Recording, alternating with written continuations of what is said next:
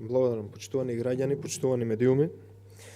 Нова влада предводена од СДСМ воопшто не им доаѓа умот во глава. Замислете, пред само непол месец беа главна тема за непродуктивни трошење и луксузирање, а сега повторно гледаме дека во ек на сериозна економска криза, која што граѓаните сепак највеќе ја чувствуваат на своја кожа, трошат повторно милиони денари на непродуктивни работи. Службата за општи заеднички работи, например, на 23 март склучиле договор за набавка на води, овошни сокови и чаеви во вредност од дури 7 милиони денари. Потоа, на 29 март склучиле договор за набавка на колонијално прехрамбени производи и пијалоци во вредност од 3,8 милиони денари. За пијалоци и колонијални производи даваат 11 милиони денари во време на криза, а велат дека штеделе. Не штедат ништо, напротив, проложуваат со своето луксузирање. Граѓаните живеат во сериозна инфлација, поскапе секој можен продукт и производ во маркетите и тоа го чувствуваат на сопствена кожа. Цените на горивата се превисоки за граѓаните, а платите и пензиите и понатаму не можат да ги издржат сите овие потреби на граѓаните. Она што е најлошо, најжалосно и најразочарувачки е што оваа влада буквално ништо не презема за да им помогне на граѓаните да ја пребродат оваа криза.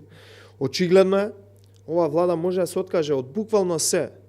Може да се откаже од било кој национален интерес или било што друго, но не може да се откаже од сопствениот луксус во владата и не може да се откаже од непродуктивните трошоци.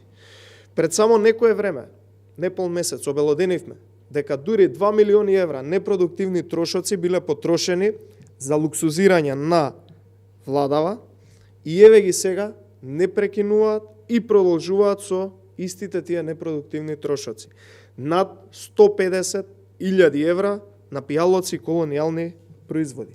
Предходно видовме дека иако знаеле дека ќе има криза, трошеле на мебел, перење автомобили, луксузни храни, цвеќиња, кафиња, и тоа преголем број на кафиња, хотелски услуги и се останато. Сега гледаме дека немаат намера да прекинат со било какви набавки за непродуктивните трошења. Наместо капитални проекти, луксус и непродуктивни трошоци. Толку е тоа што треба се знае за оваа влада предводена од СДСМ. Благодарам, повелете прашања.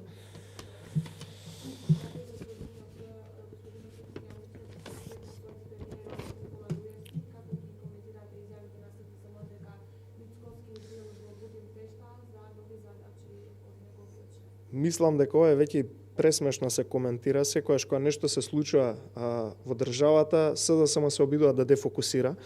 Она кое што можам да опотенцирам, а тоа е одговорот на претседателот Мицковски за еден друг медиум во текот на изминативе 24 часа, дека не бил да се сретне со господинот Груевски во Будимпешта, но она кое што е сигурно и со сигурност го знаеме, Ковачевски добива насоки од Зоран Заев, упорно да пишува соопштение и се останато против ВМРО-ДПМН, против Мицковски, да креира разноразни манипулации, наместо тоа, сето она што се случува во нивниот двор, се обидува да го префрлат во ВМРО-ДПМН.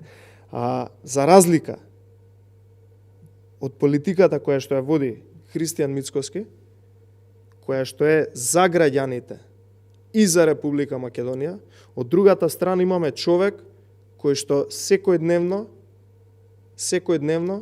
е класичен поттрчко и вазал на Зоран Заев. Тоа е господинот Ковачевски, кој што секојдневно прима насоки како и што да работи во владата, како што гледаме, добро ги наследил тие работи кои што ги правеше Зоран Заев, практично ништо да не работи, единствено да работат против интересите на граѓаните, така да тој е човекот кој што секојдневно се гледа со Заев и прима насоки како да работи. Господинот Ковачевски. Благодарам.